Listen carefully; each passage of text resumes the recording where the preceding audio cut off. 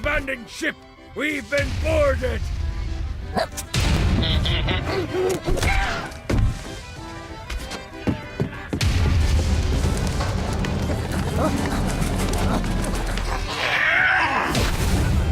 Get these damn things up! My ship!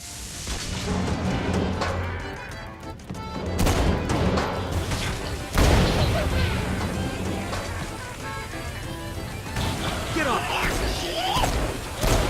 Who's next?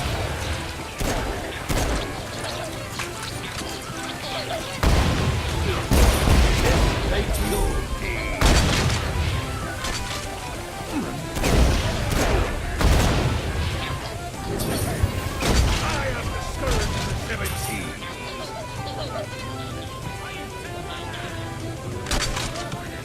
This they do.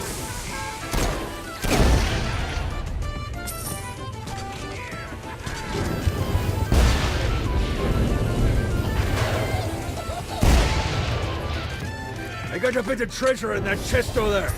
The weapon you find inside may help with our little imp problem.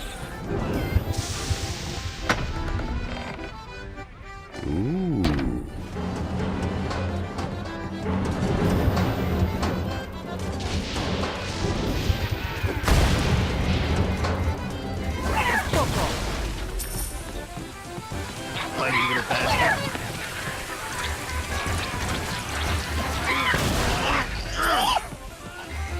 One more for the collection.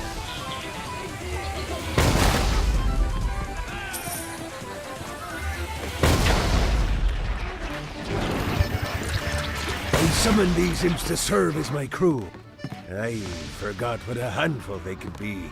Once aboard, they wouldn't listen to their captain. They ran amok in the bowels of the ship.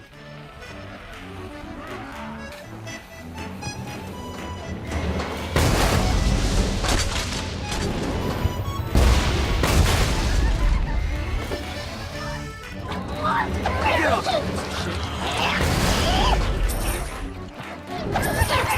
Good God, Stormy! Get off! Get off! Get off!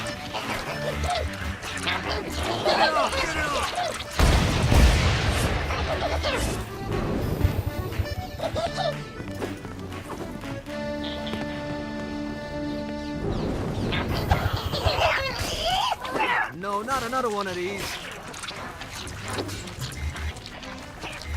Hey, it's okay to drop the pirate voice. What pirate voice would that be? Wow.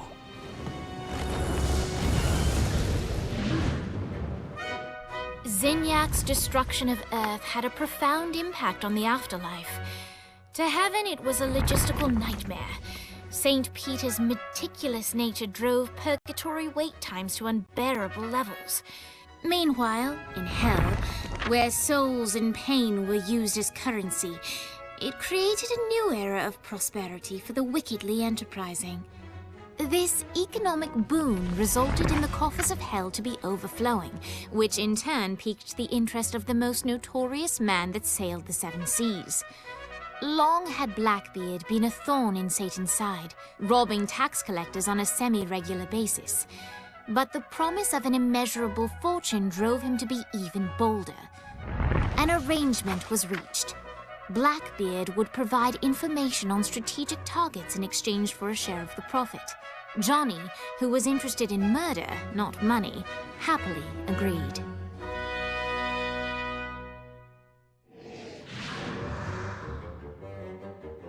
I grant ye the ability to summon my crew whenever they're needed.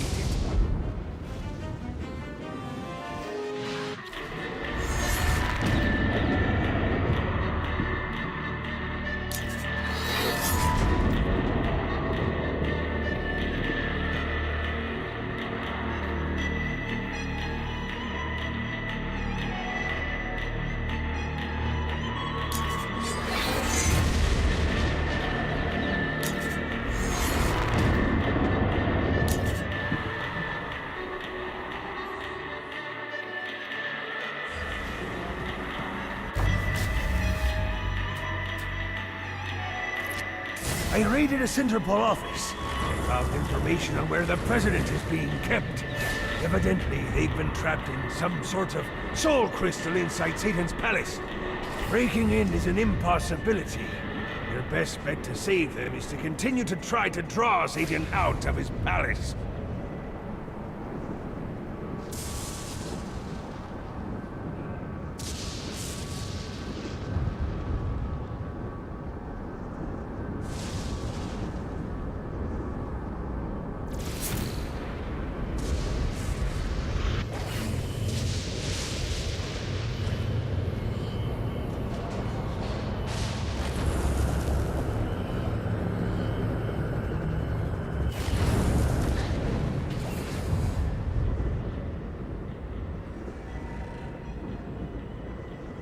This is bad timing.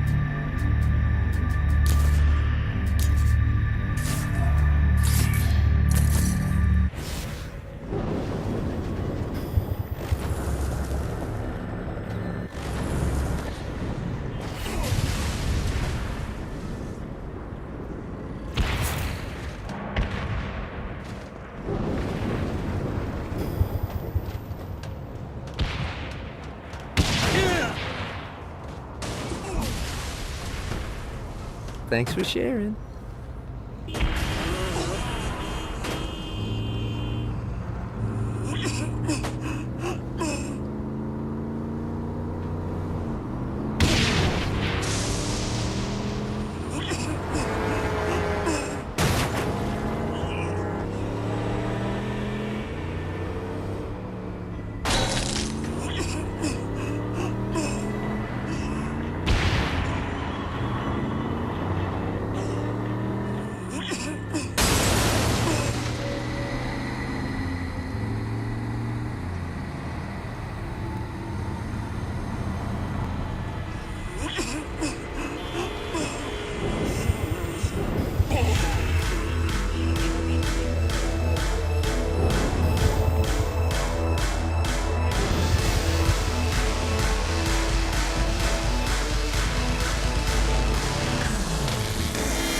Lights up. William Shakespeare, humanity's greatest playwright, and hell's most diabolical purveyor of entertainment, looks on as a brave mortal on an Orphean quest enters. The bard's interest is piqued, and he looks to test his visitor's mettle.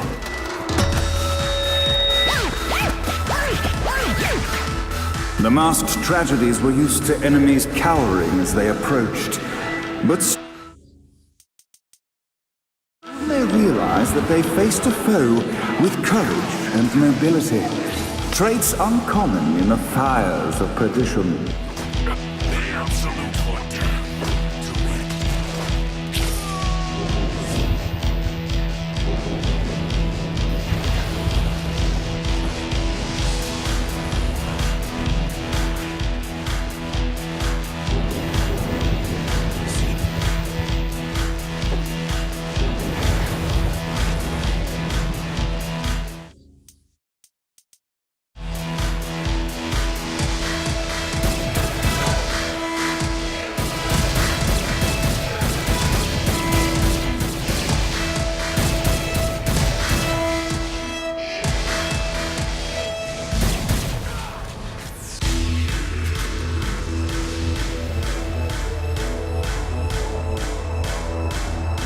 The inciting incident resolved. The time had come for rising action.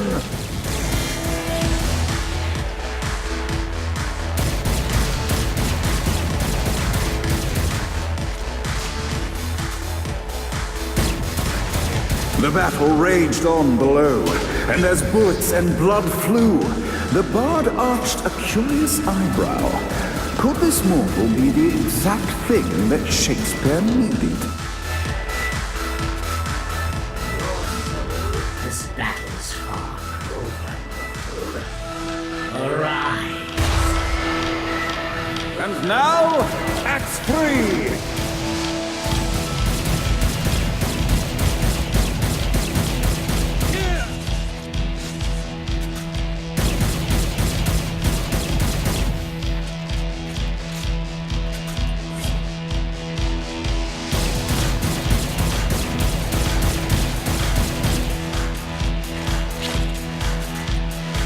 The conflict resolved, Shakespeare eagerly awaited meeting the champion that dispatched so many of his men.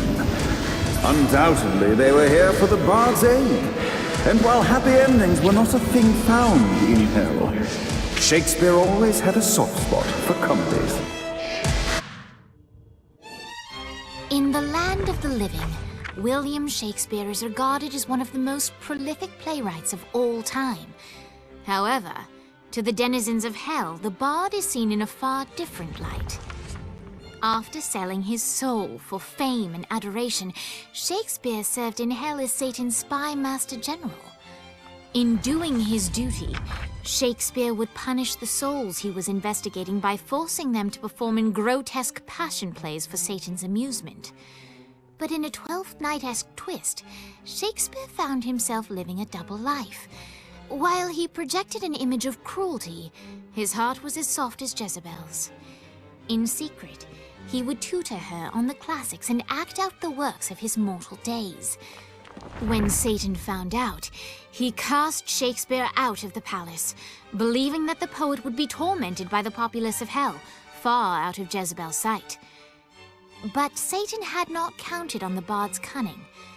Embracing his persona of master torturer, Shakespeare and his followers, the tragedies, took root in the entertainment district, biding their time for revenge.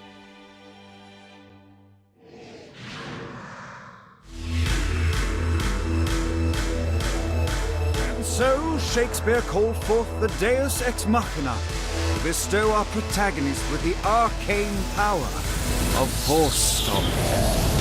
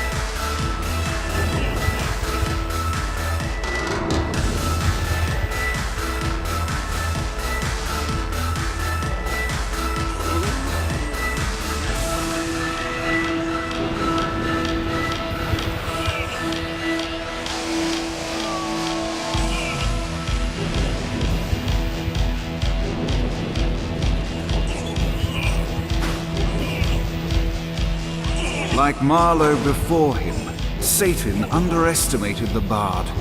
And also like Marlowe, it was only a matter of time before a knife found him.